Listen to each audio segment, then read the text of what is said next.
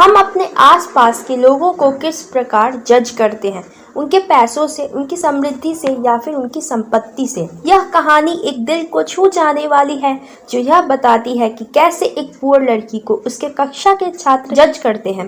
Wanda पेट्रोंस्की एक young Poland की लड़की है जो अमेरिका के एक टाउन में दूसरी अमेरिकी बच्चों के साथ स्कूल जाती है।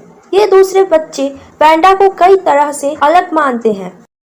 आज मंडे है और वेंडा पेट्रोंस्की अपने सीट पर नहीं थी, पर किसी ने भी उसकी अनुपस्थिति का अनुभव नहीं किया, उसके एब्सेंस को नोटिस नहीं किया। पेगी और मेडेलिन ने भी नहीं। पेगी और मेडेलिन वो लड़कियां हैं जो हमेशा वेंडा पेट्रोंस्की का मजाक उड़ाती रहती थी। वेंडा पेट्रोंस्की ज्यादातर रूम 13 के कॉर्नर में बैठा करती थी, जहाँ पर रफ बॉयज बैठा करते थे। ये लड़के क्लास में ज्यादा स्कोर नहीं करते थे, हमेशा चिल्लाते रहते थे क्लास में, और वो जहाँ बैठते थे वो रूम का सबसे डर्टीएस्ट सेक्शन, यानी कि सबसे डर्टीएस्ट जगह हो जाता था। गंदे जूतों को घिसते रहते थे, जिसकी वजह से उनकी जगह पूरी गंदी हो जाती थी। They were like back benchers। Wanda एकदम चुप रहने वाली लड़की थी, जिसका कोई दोस्त नहीं था। वेंडा पेट्रोंस्की एक गरीब परिवार से थी और वो बॉगिन साइट में रहती थी, जो कि एक गरीबों का बस्ती था। वेंडा पेट्रोंस्की रूम 13 के कॉर्नर में कोने में बैठा करती थी। कोई नहीं जानता कि वो वहाँ पर क्यों बैठती, पर शायद वो सबसे छुपने के लिए वहाँ पर बैठा करती थी। स्कूल खत्म होने के बाद ही उन्हें वेंडा का ध्यान आता था, सिर्फ उसका मजाक उड़ाने के लिए। दूसरा दिन मंगलवार था।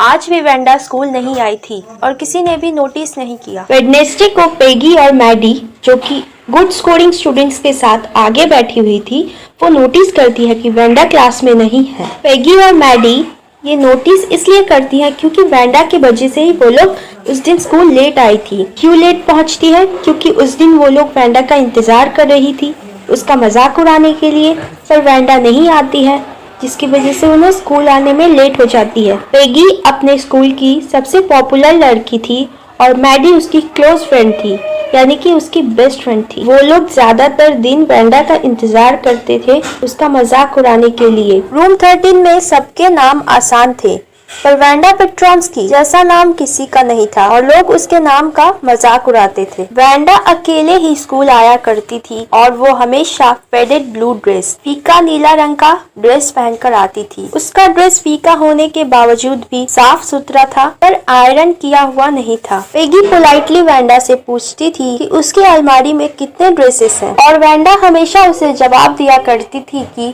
उसकी अलमारी में 100 ड्रेसेस हैं, सजा कर रखी हुई है, और सभी ड्रेसेस सिल्क यानी कि रेशमी है। वेंडा से ऐसा जवाब पाने के बाद वो लोग वेंडा को जाने देती थी और उसके पीठ पीछे हंसा करती थी। उन्हें विश्वास नहीं था कि वेंडा, जो हमेशा फेडेड ब्लू ड्रेस यानी कि फीका नीला कपड़ा पहनती रहती है, उसके पास 100 ड्रेसेस हैं। वो वेंडा से ये भी पूछा करती थी कि उसके पास कितने जूते हैं। वेंडा इस पर जवाब देती थी कि उसके पास 60 जोड़ी जूते हैं, यानी कि 60 पेयर्स जूते हैं। फिर से उन लड़कियों को वेंडा की बातों पर विश्वास नहीं होता और वो वेंडा से पूछती थी कि क्या सभी जूते एक ही कलर के हैं। इस पर वेंडा उन्हें जवाब दिया करती थी कि सभी जूते अलग अलग कलर के हैं। पेगी एक क्रूर यानी कि क्रूएल लड़की नहीं थी। वो हमेशा छोटे बच्चों को बुली से बचाती थी, और अगर कोई जानवरों के साथ बुरा व्यवहार करता था तो वह देखकर उसे रोना आता था। वो वेंडा को इसलिए परेशान करती थी क्योंकि उसे लगता था कि वेंडा झूठ बोल रही है और पेगी को झूठ बोलना पसंद नहीं था। पर मैडी को वेंडा का मजाक उड़ाना अच्छा नहीं लगता था, इसलिए जब पेगी उसे चिढ़ाती थी तो मैडी चुप रहती थी। इसलिए जब वेंडा उस दिन स्कूल नहीं आती तो मैडी को उस दिन अच्छा लगता है कि वेंडा क्लास में नहीं है और पेगी अब उसका मजाक नहीं उड़ा पाएगी। मैडी भी पुअर फैमिली बैकग्राउंड से थी, इसलिए उसे पता था कि गरीबी क्या होती है। उसे कहीं न कहीं वेंडा की हालत पर तरस आता था, इसलिए उसे बुरा लगता था। वो पेगी के छोड़े हुए कपड़ों को सिल कर पहना करती थी। मैडी बहुत ही हिम्मत करके पेगी को पत्र लिखने का सोचती है, ये सब बंद करने के लिए, पर मैडी को डर लगता था कि पेगी सबको बता देगी कि वो उसके छोड़े हुए कपड़े पहनती है। ये पत्र लिखने के बाद वो पेज को फाड़ती है और सोचती है कि शायद पेगी ये सब बंद कर दे। पेगी अपने स्कूल की सबसे फेमस लड़की थी, जबकि वेंडा पेट्रोंस्की